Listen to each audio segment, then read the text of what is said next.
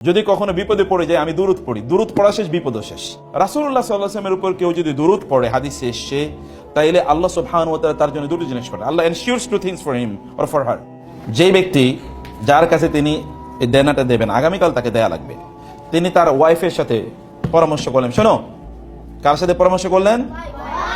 ওই ব্যক্তি তার ওয়াইফের সাথে গিয়ে পরামর্শ করলেন যে করণীয় কি, কালকে তো টাকা দিতে হবে কিন্তু আমার কাছে তো টাকা নেই। আপনার ভালো করে শুনবেন প্লিজ, আমার কাছে তো টাকা নেই, দেওয়ার উপায় কি? তখন তার স্ত্রী বললেন যে চলো তো সারা রাত আজকে কেবল দুরূদ পড়ি। কি করবো সারা রাত? আজকে দুরূদ পড়বো। আল্লাহুম্মা সাল্লি আলা মুহাম্মাদ আল্লাহুম্মা বারিক আলা মুহাম্মাদ সাল্লাল্লাহু আলাইহি ওয়াসাল্লাম, এরকম আজকে সারা রাত দুরূদ পড়বো। তো তিনি দুরূদ পড়লেন, দুরূদ পড়তে পড়তে ঘুমিয়ে পড়েছেন, ক্লান্ত হয়ে কি ঘুমিয়ে পড়েছেন। ঘুমের মধ্যে তিনি স্বপ্নে দেখলেন যে কেউ একজন তাকে বলেছেন আগামীকাল সকালে তুমি নগর পিতা গভর্নরের কাছে যাবে, মেয়রের কাছে যাবে, গিয়ে মেয়রকে তুমি বলবে প্রতি রাতে সে আমার উপর 1000 বার দুরূদ পড়ে ঘুমানোর কথা। কিন্তু গত রাতে সে 1000 বার পড়ে নাই, মানে এই যে রাত যাচ্ছে এই রাতে সে 1000 বার পড়ে নাই, সে একটু কম পড়েছে। এই যে কম পড়লো এটার জন্য তার পেনাল্টি দিতে হবে, আর পেনাল্টি হলো সেই জন্য তোমাকে 1000 দিরহাম যেন তোমাকে গিফট দেয়। কত দেয়? 1000 দিরহাম গিফট দেয়। এটা স্বপ্নে তো তিনি স্বপ্ন দেখলেন, স্বপ্ন দেখে ঘুম থেকে জেগে উঠলেন, জেগে উঠে তার ওয়াইফকে বললেন যে এরকম স্বপ্নে দেখেছি, করণীয় কি? আমি গভর্নরের কাছে গিয়ে কথা বলবো?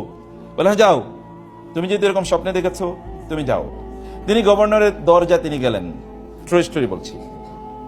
এখন গভর্নরের দরজা তিনি গেলেন, গিয়ে ওইখানে বললেন সিকিউরিটিকে যে আমি একটু গভর্নরের সাথে দেখা করবো। আপনি কে? বলে আমি তো পরিচয় দেওয়ার মতো কিছু নাই, কিন্তু আমি একটু ওনার সাথে দেখা করতে চাই। বলে আপনার নামটা বলেন, গিয়ে গভর্নরকে বলি। বলে নাম হলো এরকম।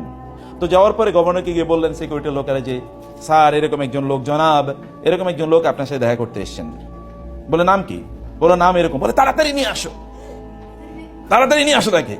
তাকে তাড়াতাড়ি নিয়ে গেল। এখন গার্ড অফ অনার দিয়ে তাকে নিয়ে গেছে, কারণ গভর্নর বলছে তাকে নিয়ে যাওয়ার জন্য, খুব সম্মানের সাথে নিয়ে গেছে। গভর্নর তারা দেখে ভাই বসেন বসেন বসেন।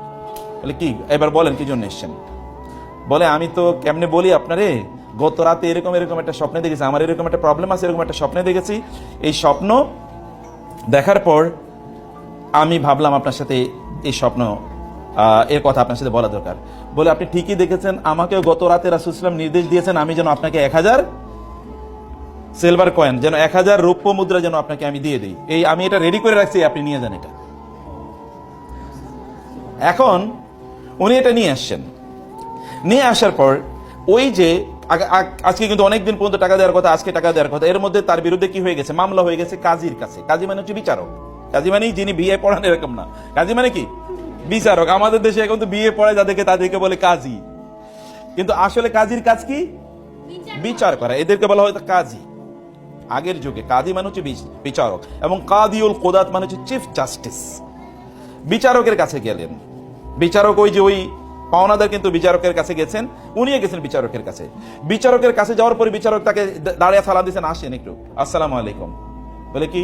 বলে গত রাতে রাসূল সাল্লাল্লাহু আলাইহি ওয়াসাল্লাম আমাকে নির্দেশ প্রদান করেছেন আমি যেন আপনার 500 দিরহাম দেই, কারণ আপনি বিপদ থেকে যদি আপনি মাপ না পান, আপনার এরকম একটা দেনা আছে, এই দেনা পরিশোধ করার জন্য আমি যেন 500 দিরহাম দিই। আমি টাকা নিয়ে আসি আপনার দেওয়ার জন্য, আপনার পক্ষ থেকে আমি পরিশোধ করব। যেই লোক পাও না কথা, সেগুলো ঘটনা কি, এগুলো কি হচ্ছে? বিচারক টাকা দিচ্ছেন। বলে ভাই এরকম এরকম ঘটনা, আমি এরকম নির্দেশ পেয়েছি। তিনি বলেন আমি আমার টাকা চাই না, আমার টাকাটাও আমি মাফ করে দিলাম। কারণ দেওয়ানা ছিল কত? 500 দিরহাম। কিন্তু 500 দিরহাম তো মাপ পাইছে, কিন্তু এক্সট্রা পাইছে কত? আরো 1500 দিরহাম। রাসূলুল্লাহ সাল্লাল্লাহু আলাইহি ওয়াসাল্লামের উপর কেউ যদি দুরূদ পড়ে হাদিসে এসেছে, তাইলে আল্লাহ সুবহানাহু ওয়া তাআলা তার জন্য দুটো জিনিস করে। Allah ensures two things for him or for her. আপনারা এটা করবেন, আমি ব্যক্তিগতভাবে এটা করি। যদি কখনো বিপদে পড়ে যায় আমি দুরূদ পড়ি, দুরূদ পড়া শেষ বিপদ শেষ, দুরূদ পড়া শেষ বিপদও শেষ। আপনার এক্সপেরিয়েন্স ইট, টেস্ট ইট, জীবনে পরীক্ষা করে দেখেন, পরীক্ষা করে দেখেন। হাদিসে এসে ইদান ইউগফারু যামবুক ওয়া ইউকফা ওয়া তুকফা হাম্মুক, তাইলে তোমার গুনাহ আল্লাহ মাফ করে দেবেন এবং তোমার বিপদ আল্লাহ তাআলা দূর করে দেবেন। যদি বেশি বেশি কি করো? দুরূদ পড়ো।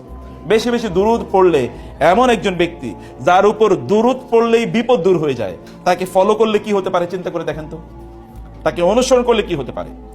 আবু হুরায়রা রাদিয়াল্লাহু তাআলা আনহু তিনি একবার আসলেন, তার কিছু খাবার আছে, অথেন্টিক ন্যারেশন। আবু হুরায়রা রাদিয়াল্লাহু তাআলা আনহু আসলেন এবং একটা ছোট্ট ব্যাগের মধ্যে কিছু খেজুর নিয়ে আসলেন। এসে তিনি রাসূল সাল্লাল্লাহু আলাইহি ওয়াসাল্লামকে বলেন, ইয়া রাসূলুল্লাহ, আমার এই খেজুরের জন্য একটু দোয়া করে দেন আপনি, খেজুরের মধ্যে কি একটু দোয়া করে দেন আপনি। রাসূল সাল্লাল্লাহু আলাইহি ওয়াসাল্লাম বললেন, হে আল্লাহ, তুমি তার খেজুরের মধ্যে বরকত দান করো। আল্লাহুম্মা বারিক ফি তুমুরিহি, হে আল্লাহ, তার এই যে খেজুরের মধ্যে তুমি কি করো, বারাকা দান করো। তিনি দোয়া করলেন। এই দোয়া করার পর তিনি খেজুরের ব্যাগটা নিয়ে তিনি চলে গেলেন। এরপরে তিনি ব্যাগটা রেখে দিলেন। যখনই খাবারের সংকট হয় তখনই ওইখানে চোখ বন্ধ করে এখানে হাত দেন। হাত দেওয়ার পরে যা খেজুর হয় সেগুলো তিনি খান, এগুলো ব্যবহার করেন, এরপর আবার ওইটা ওইভাবে রেখে দেন। তিনি বললেন, এই ব্যাগটা আমি ব্যবহার করেছি 30 বছর। কত বছর? খেজুর কি 30 বছর ইয়ে থাকে নাকি? খেজুর নষ্ট হয়ে যাওয়ার কথা না? কিন্তু এখানে দোয়া করে দিয়েছে কি, ফু দিয়েছে কি? রাসূলুল্লাহ সাল্লাল্লাহু আলাইহি ওয়াসাল্লাম ফু দেওয়ার কারণে 30 বছর পর্যন্ত তিনি বললেন, আমার যখনই বিপদ হতো তখনই আমি এখান থেকে খেজুর নিতাম এবং খেতাম বা অন্য জায়গায় বিলি করতাম। কোনোদিন এক ফোঁটা খেজুর এখান থেকে কমে নাই, শেষ হয় নাই।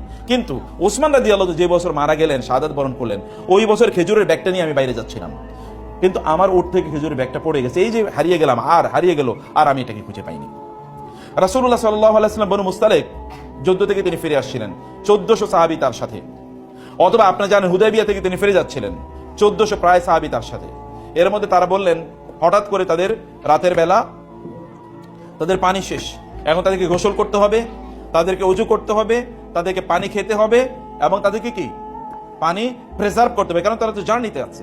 আরব দেশে তো আর সব জায়গায় পানি পাওয়া যায় না, আরব দেশে পানি নাই, এটা হলো আরবদের নেচার। ওইখানে কোনো no navigational source of water, এমন কোন সোর্স নাই যেখানে আপনি পানি পেয়ে যাবেন।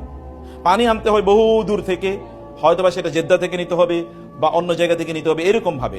অথবা গভীর কূপ আছে, এই কূপ থেকে বিভিন্ন জায়গায়, এটা খুব দূরে দূরে কিছু কূপ থাকে, কারণ সব জায়গায় এত বড় কূপ তৈরি করাও যায় না, অনেক গভীরে কূপ তৈরি করা লাগে। আর মরুভূমিতে, একটা পাথুরে মরুভূমি, কূপ তৈরি করা এত সহজ জিনিস না।